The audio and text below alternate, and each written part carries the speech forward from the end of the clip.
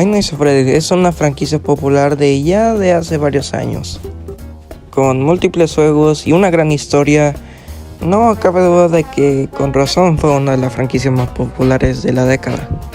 Pero hoy no vamos a hablar de la historia de los juegos, eso me tardaría media hora. Sino hoy hablaremos sobre el hombre que creó esta franquicia, desde sus inicios como desarrollador de juegos hasta su último gran proyecto. Entonces, sin más preámbulos, empecemos.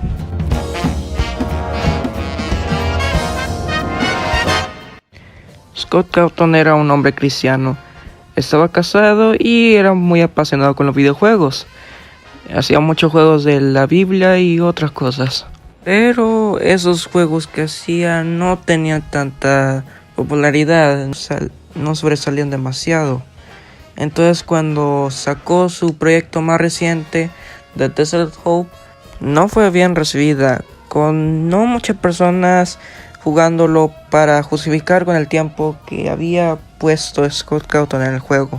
Well, then again, I guess it was my mindset at the time, because my mindset at the time was to make smaller games, and that would be kind of a shorter experience. Because for a while I was trying to make these, big kind of sweeping epic games like The Desolate Hope and stuff, and it was just too much of a gigantic commitment that ultimately, that they just weren't paying off. And at the time I was really struggling, to find, something to kind of, support my family and everything. Y cuando Scott Cawthon sacó un nuevo juego, una persona lo criticó el juego diciendo que los personajes se parecían como robots de una vieja pizzería. Y con esa crítica se le vino la idea a Scott Cawthon de hacer un videojuego en donde estás en una pizzería vieja, donde hay 4 animatrónicos intentando matarte.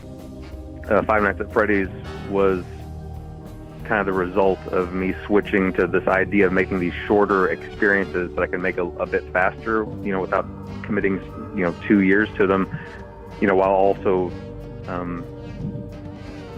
just making it a really robust experience. It's just a shorter game, Yeah. So I think that played a big part in it.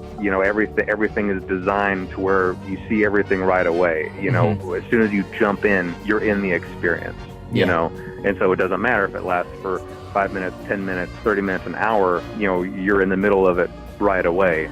I think I was making, slot machine games and just, anything would bring in an extra, $40 or $50 a month, and just trying to accumulate all that stuff up. But no, whenever I mean, don't get me wrong, that wasn't just I put a lot of, time and effort into Five Nights at Freddy's, obviously, but as far as, expecting it to explode, no, of course not.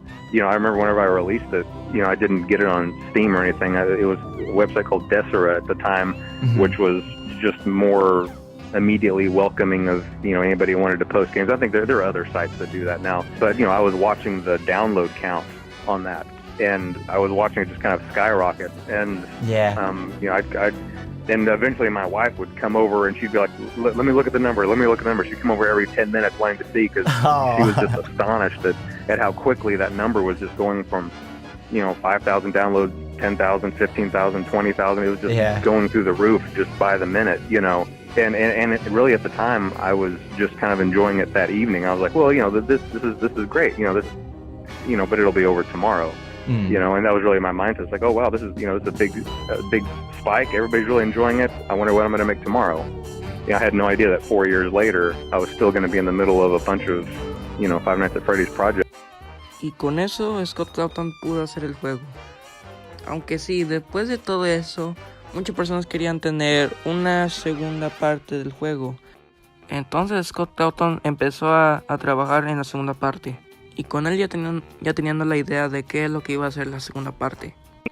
Like a lot of these were, I just kind of knew what they were supposed to be, or just kind of felt the way that the series should progress. Like I knew that part 2 should be chaotic.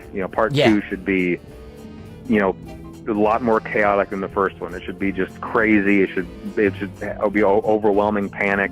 And then I also knew, even at that time, before as I was working on part 2, I knew that 3 should be a very personal experience. It should be the opposite of what 2 was. You know, part 3 should be kind of one-on-one, and I knew that part 4 should be kind of unique as far as setting and things like that. And I knew that part 5 should be kind of high tech, and I even kind of already had the color schemes picked out. Like I knew that part 5 should kind of be purples and blues. I knew that 3 should be kind of green, and I knew that 2 should be kind of 2 should be feel kind of industrial, which I think that it does. But outside of that, I'm not really sure. And maybe there was more to it at the time, but you know, it all happened so fast, you know. Y con eso concluimos la primera parte de este video. Sí, es triste de que tengo que cortarlo en este momento, pero es que ya este video ya se está haciendo demasiado largo. Y mañana voy a tener que ir a ver la película de Five Freddy's porque estoy pensando en hacer un video sobre eso. Entonces, espero que hayan disfrutado de este video. La segunda parte saldrá lo más pronto posible. Y lo verás en la próxima. Adiós.